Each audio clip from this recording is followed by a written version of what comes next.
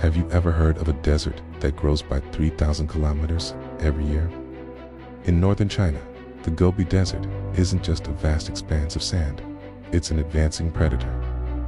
When the Chinese government announced a plan to bury millions of tons of straw and plant a forest in the desert, the world laughed. Scientists called it wasteful, and environmentalists said it was a desperate, misguided fantasy. Critics pointed to early failures and mocked the ambition. But fast forward 10 years, and that ridicule has turned into profound regret. Before we get to the incredible success, let's understand the crisis. By the late 20th century, desertification had become a national emergency in China. The problem had its roots in the 1950s. Rapid population growth and industrialization led to overgrazing, aggressive deforestation, and unsustainable farming. The land was stripped bare, and with nothing to hold it in place, the topsoil was simply blown away by strong northern winds. The numbers are staggering. By the early 2000s, over 27% of China's landmass was turning into desert. Regions like Inner Mongolia and Xinjiang, once covered in grassy steppes, were becoming barren sand. The most terrifying threat was the Taklamakan Desert, known as the Sea of Death. This monster of a desert was expanding eastward, fueling super sandstorms that buried everything in their path. In 2006 alone, China was hit by 17 major sandstorms. The dust clouds were so massive they traveled across the sea to South Korea, Japan, and sometimes even reached the west coast of the United States. The environmental disaster was also a human tragedy. An estimated 400 million people lived in or near these expanding deserts. As their crops failed and wells ran dry, countless villagers were forced to abandon their ancestral homes, becoming ecological migrants. For a rising global power like China, this was a direct threat to its stability and international image. It wasn't enough to apply a temporary bandage. They needed a bold, visionary solution. And out of this desperate need, the idea of the Great Green Wall was born. Launched in 1978, the 3 North Shelter Forest Program was the most ambitious afforestation project in human history. The goal was to plant a massive belt of trees across the arid northern regions, spanning 4,500 kilometers in length. The plan was set to unfold in 8 phases over 73 years, ending in 2050, with the ultimate goal of restoring 35 million hectares of land. This was a total national effort. The government passed laws like the Grain for Green program, which paid farmers to convert their farmland back into forest. In 1981, they even created a national holiday, Tree Planting Day, turning environmental work into a patriotic duty for everyone, from school children to soldiers. But despite this massive mobilization, the early years were a disaster. Planting trees in one of the world's harshest environments was, as international experts predicted, nearly impossible. Satellite images from the time showed vast ghost groves, endless rows of dead, withered saplings. In some areas, the tree mortality rate was as high as 85%. Critics pointed out that China was planting non-native monocultures like poplar trees, which weren't suited for the arid climate and often died, making the soil even worse. The international media labeled the project green theater and a waste of money. The phrase burying money in the sand became a popular joke, but China didn't give up. Instead of retreating, they doubled down on science and innovation.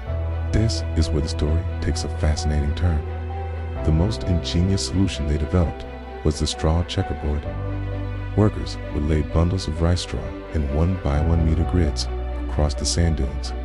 These grids acted like a net, slowing down the wind, trapping sand, and retaining precious moisture.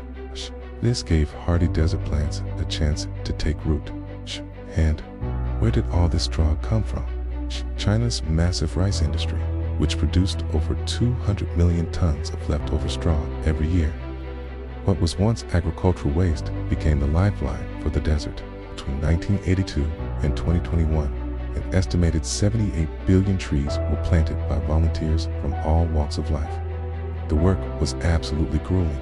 Imagine digging holes in rock-hard soil under scorching 45-degree heat or freezing -20-degree cold with very little water.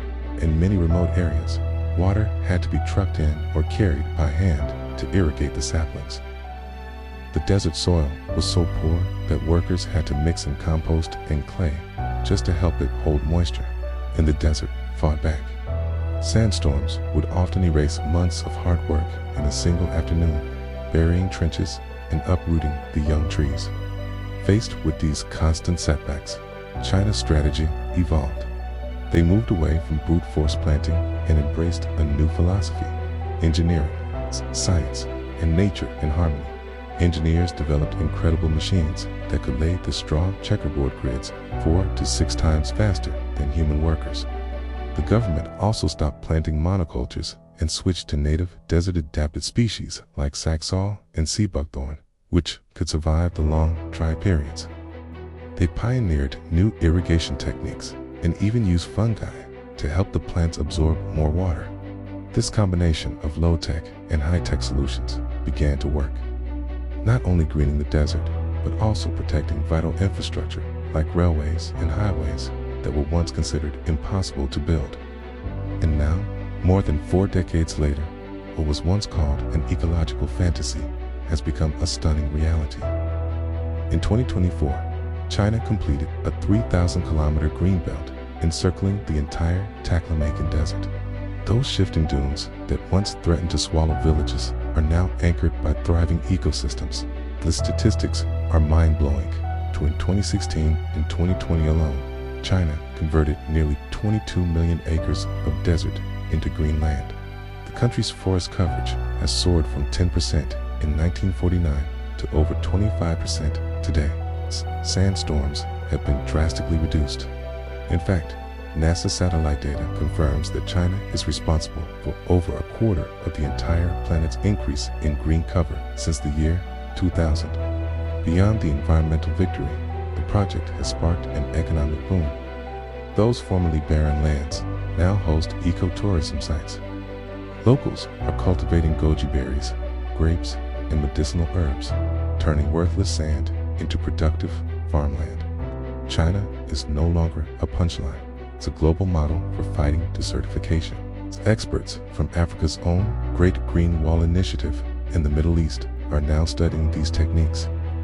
The story of the Great Green Wall is a powerful testament to human resilience. It proves that with vision, patience, and a willingness to adapt, even the most hopeless landscapes can be brought back to life. The world once laughed, but a decade later, the sands have given way to forests, and doubt has given way to awe. Thanks for watching. If you found this story as inspiring as I did, don't forget to like, subscribe, and hit the bell icon for more videos. See you next time.